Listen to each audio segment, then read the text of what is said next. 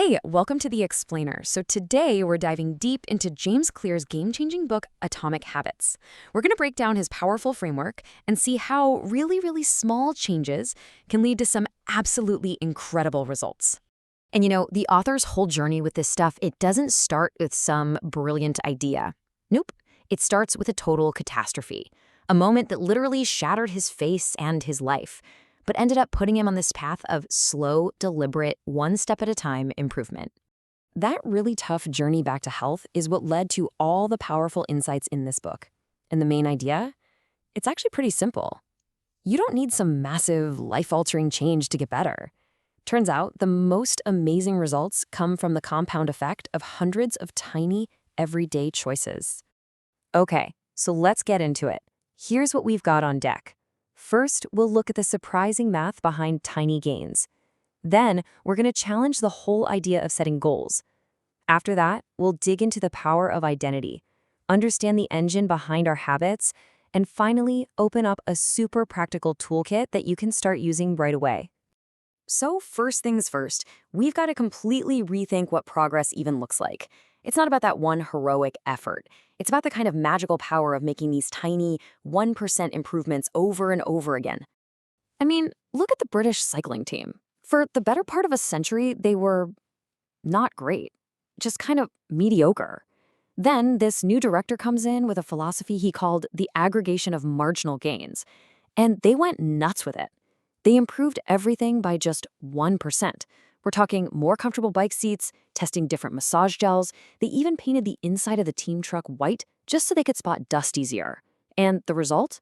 They became completely dominant.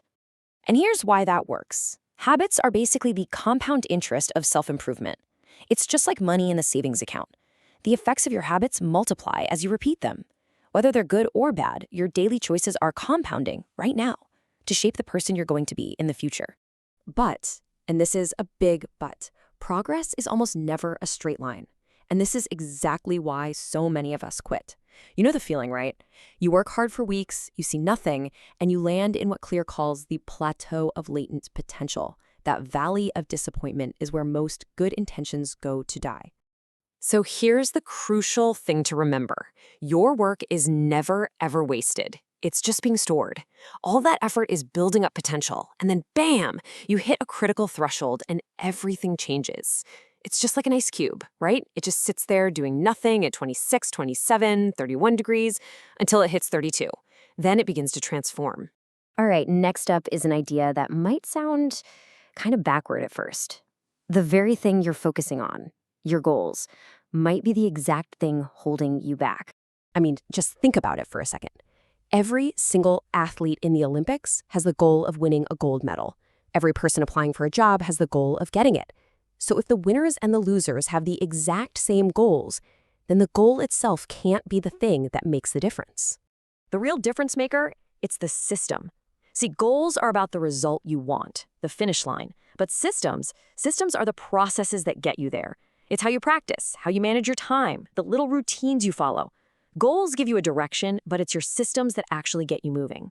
And this quote, man, it just nails it. You don't rise to the level of your goals. You fall to the level of your systems.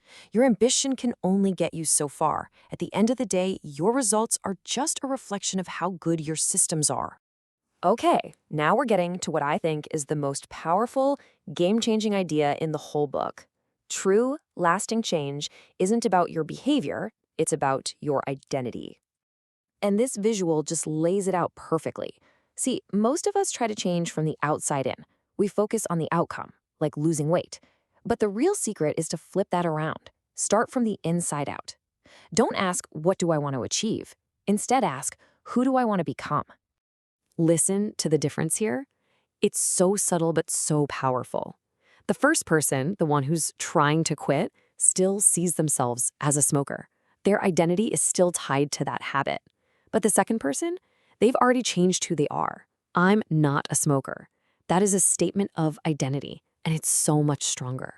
Think of it this way. Every single thing you do is like casting a vote for the type of person you want to be. Every time you go to the gym, you're casting a vote for, I'm a healthy person. Every time you write one page, you're casting a vote for, I'm a writer. So, the most practical way to change who you are is to start changing what you do. So, what's going on under the hood? How do our brains actually build these habits in the first place? Well, it's not random. There's a hidden engine running in the background, a simple four-step loop that drives almost everything we do. And here it is. It goes cue, craving, response, and reward. First, some kind of cue kicks things off. That triggers a craving, which gives you the motivation for a response, the actual habit. And that response delivers a reward, which satisfies the craving and tells your brain, hey, let's do that again next time. If you can understand this loop, you can hijack it. All right, now for the fun part. Now that we know how the engine works, we can start tinkering with it. The entire toolkit for building good habits and destroying bad ones is based on messing with this loop. And here they are, the 4 laws of behavior change. To build a good habit, you just make the cue obvious, the craving attractive, the response easy, and the reward satisfying. And what if you want to break a bad habit? Well, you just flip it on its head. Make it invisible, unattractive, difficult, and unsatisfying. It's that simple. So let's talk about some powerful things you could literally try today. First, the 2-minute rule. Whatever new habit you want to start, just shrink it down until it takes less than 2 minutes. Want to start reading? Just read 1 page. Want to run a 5K? Start by just putting on your running shoes. That's it. Also, start asking yourself, what would a healthy person do? Or what would a productive person do? Let that new identity guide you. And finally, and this one is huge, if you slip up, remember the golden rule. Never miss twice. Missing 1 day is an accident. Missing 2 days is the start of a new bad habit. So why does all of this matter so much? Because the ultimate purpose of habits is to solve life's problems with as little effort as possible. When your good habits become automatic, your mind is freed up. All that energy you used to spend on willpower can now go toward new challenges, being creative, and tackling that next level of growth. So, I'm going to leave you with this question to chew on. What's that one tiny atomic habit that, if you just did it every day, would start casting those votes for the person you truly want to become? Answering that, well, that's the first real step on your own path to remarkable results. Like and subscribe for more insightful narratives.